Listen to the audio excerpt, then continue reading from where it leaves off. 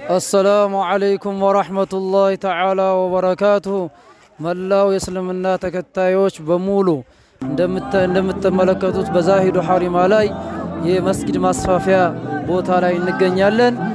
በሚገርም ሁኔታ የሚጥቆለና አካባቢው ማህበረሰብ ጊዜ ያለው በጊዜው፣ ጉልበት ያለው በጉልበቱ፣ ሙያ ያለው በሙያው፣ እንደውም ሀብት ያለው በሀብቱ በመተባበር ይሄንን የመሰለ የምታዩትን ምርጥ ቦታ በማስዋብ ላይ እንገኛለን። ይሄ ግን ሐላፍትና የኛ ብቻ ስላልሆነ መላው ሙስሊም ሙስሊማት ሙእሚን ሙእሚናት ስለሚመለከተው ሁላችንም እዚህ ላይ ርብርብ እናድርግ ብለን ጥሪያችንን እናስተላልፋለን።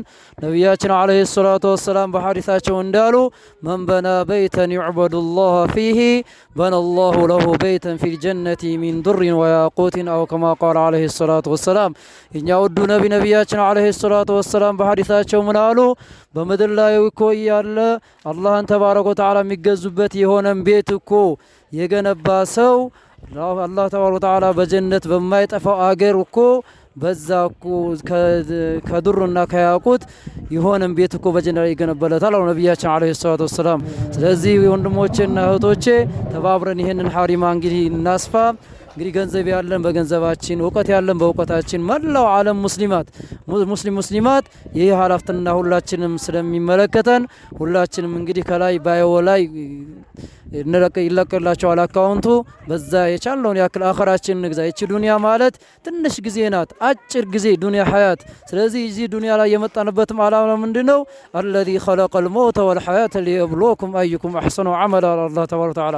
ይቺ ዱንያ እንግዲህ ምድር እኮ እዚህ የመጣንበትን ዓላማ አላህ ሲነግረን እዚህ ምድር ላይ የመጣ ነው እኮ የፈጠርኳችሁ የአላህ ተባረከ ወተዓላ ሞትን ፈጥሮ ከዛ በኋላ ሐያትን የፈጠረው ጌታ ለምንድን ነው? እናንተ ከናንተ መካከል የትኞቻችሁ ጥሩ ይሰራ በጎ ይሰራ የሚለው ለመለየት ነው አላህ ተባረከ እና ስለዚህ ሁላችንም በዚህ እንግዲህ ንቁ ተሳስቦ እናርግ። አላህም በቁርአን እንደሚለው እንግዲህ ወመን ذا الذي يقرض الله قرضا حسنا فيضاعفه له اضعافا كثيرا والله يقبض ويبسط اليه ترجعون الى الله تبارك وتعالى። አላህ በቁርአኑ ይላል ማን ነው ለአላህ ተባረከ ወተዓላ ጥሩን የሆነ ብድር የሚያበድረው? አላህ ተባረከ ወተዓላ እኮ ለሱ ጥፍ ድርብ አድርጎ ብዙ ጥፍ ድርቦችን አድርጎ ለስለት አላህ ተባረከ ወተዓላ እኮ ለፈለገው ሰው እኮ ርዝቅን የሚያሰፋ ለፈለገው የሚያጠብነው ወረሱም ተመላሾች ናቸው ይላል አላህ ተባረከ ወተዓላ።